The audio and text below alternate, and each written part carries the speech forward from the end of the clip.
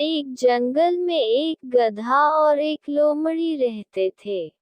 गधा और लोमड़ी के बीच बहुत अच्छी दोस्ती थी। वो दोनों अक्सर जंगल में शांत घूमने जाया करते थे। बरसात के मौसम में जंगल में चारों तरफ हरी हरी घास फैली हुई थी, जिससे जंगल बहुत ही सुहाना दिखलाई दे रहा था।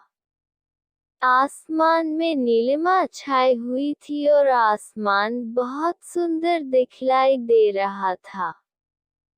हरी हरी घास को देखकर लोमड़ी गधे से बोली, गर्मियों के दिनों में जंगल कितना सूखा पड़ा था और अब देखो हरी भरी घास के कारण जंगल कितना सुंदर दिखाई दे रहा है। उद्धरण चिन्ह। लोमड़ी की बात सुनकर गधा बोला, लोमड़ी बहन, तुम यह क्या बात कर रही हो? घास भी कहीं हरी होती है क्या? घास का रंग तो नीला होता है। उद्धरण चिन्ह। गधे की बात सुनकर लोमड़ी को हंसी आ गई और लोमड़ी गधे से बोली, अरे गधे भाई, घास का रंग हरा ही होता है। उद्धरण चिन्ह। गधा फिर बोला, घास तो मेरा भोजन है, तो क्या मुझे घास का रंग भी नहीं पता है? तुम तो मांसाहारी जीव हो, तुम्हें क्या पता घास का रंग कैसा होता है? उद्धरण चिन्ह। गधा और लोमड़ी दोनों अपनी बात पर अड़े रहे। धीरे धीरे दोनों में बहस होने लगी और दोनों एक दूसरे की बात मानने के लिए बिल्कुल भी तैयार नहीं थे।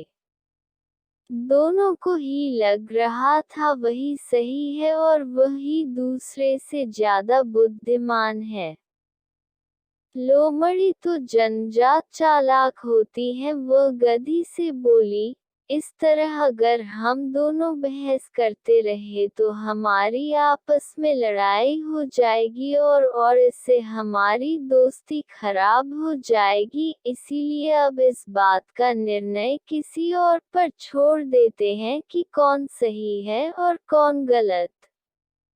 जो सही होगा वही बुद्धिमान माना जाएगा।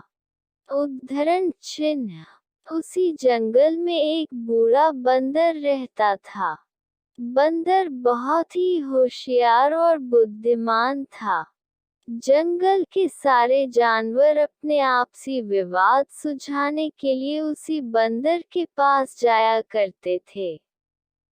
गधा और लोमड़ी दोनों ने निर्णय लिया कि इस बात का फैसला बंदर पर ही छोड़ देते हैं कि कौन सही है और कौन गलत। लोमड़ी मन ही मन बहुत खुश हो रही थी, क्योंकि वह जानती थी कि घास का रंग तो हरा ही होता है, इसीलिए निर्णय उसी के पक्ष में आएगा। गधा और लोमड़ी दोनों मिलकर बूढ़े बंदर के पास गए और उसे सारी बात बतलाई। लोमड़ी बंदर से बोली, बंदर भाई, आप जो भी निर्णय लेंगे उसे हम दोनों सहर्ष स्वीकार करेंगे।